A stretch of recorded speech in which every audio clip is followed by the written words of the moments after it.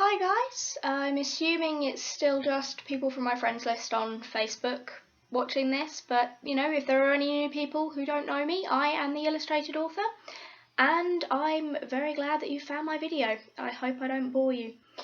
I'm just going to talk a little bit more about the kind of thing I was talking about in my last video, about coming abroad for a semester, because I feel like Miriam and I were mucking about quite a bit, so we didn't really get around to the point on a couple of things that we could have done. I can't quite remember what we spoke about in the last video. I probably should have rewatched it before I started filming, but too late now.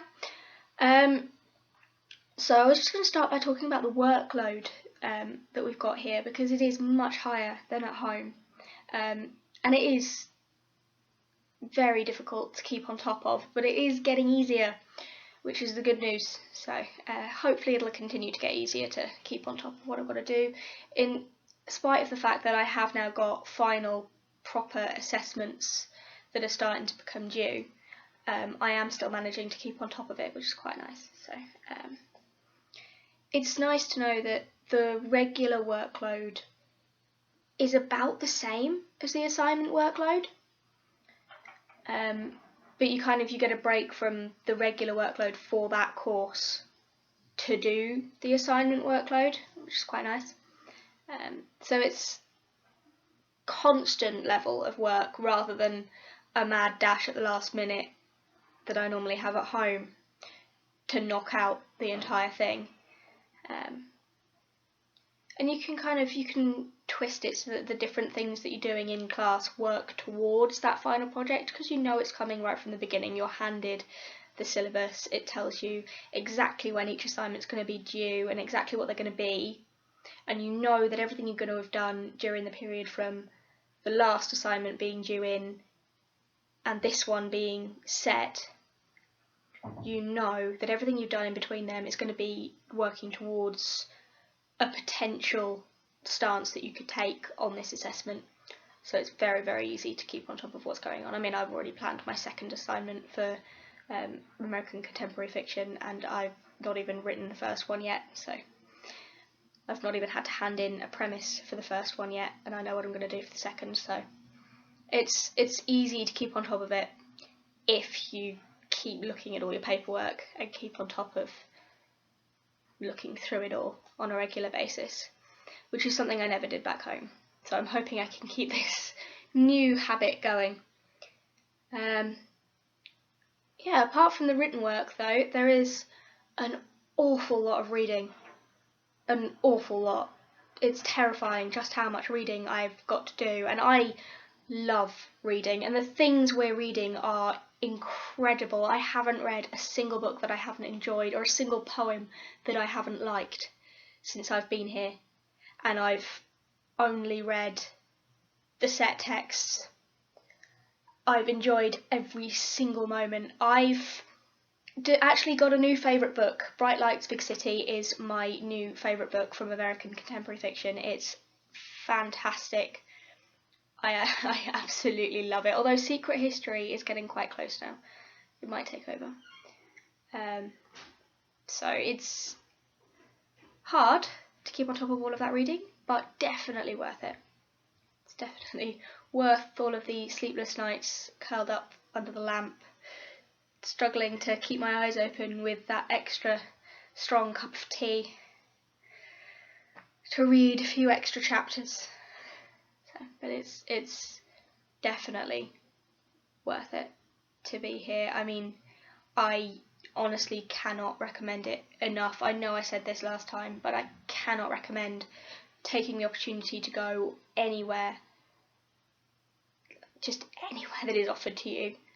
I mean, obviously it's easier if you're an English speaker to go somewhere where everyone's English speaking, but if you're studying a language, or you happen to know a language and you've got a chance to go to a country where that language is spoken, then you definitely want to take that as well. I mean, even if you don't speak the language, try and learn it to go. I mean, come on. When do you get the opportunity to live somewhere and experience the culture this fully? It just doesn't happen. Not really. Not if you don't move there. And okay, I'm only going to be here for 6 months. But I'm here for 6 months, properly here. I'm living the full American college experience. I'm sharing a room, for goodness sake. I've never shared a room in my life. And the kitchen is just tiny. It really is tiny. It's a nightmare to cook anything. But this is the price we pay. And it's so worth it. Regardless of how much I miss Nandos and chocolate digestives and just decent vegetarian food, I'm sure corn mince back home has more flavour to it than the corn mince here. And the veggie sausages that I found are this big. Haven't found any other veggie sausages yet. I'm slightly concerned that I might end up having to eat like party food sized sausages for breakfast the entire time I'm here. But I'm going to keep looking. So, what else can I say? The accent has finally stopped grating on my ears, which is a pleasant surprise. No offence to the Americans watching. I'm sure your accent is lovely to some people, in the nicest way. Anyway, things, like there's not very many things to do here that aren't things you do at home. So the clubs and things are pretty much the same. I know my roommate Miriam, she's doing MMA back home and she's taking it up here as well to tide her over until she goes home. So it's exactly the same sort of thing that you can do for clubs. Parties are much the same. Bars are much the same. I mean, obviously they've got a silly name, bars instead of pubs and clubs, but there you go.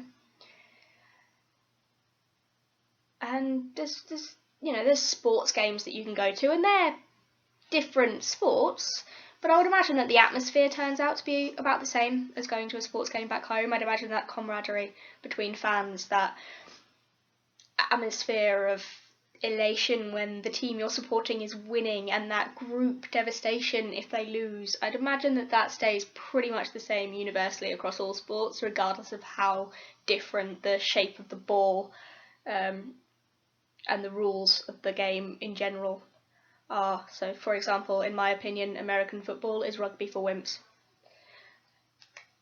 My opinion. But no, it's good, and I'm definitely going to go to some sports games while I'm here, but I haven't got round to it yet. I will. I will definitely pick up some Steelers gear at some point and whatnot. I'm sure I'll leave less would jaded be the right word? Less jaded about American football. Not 100% sure.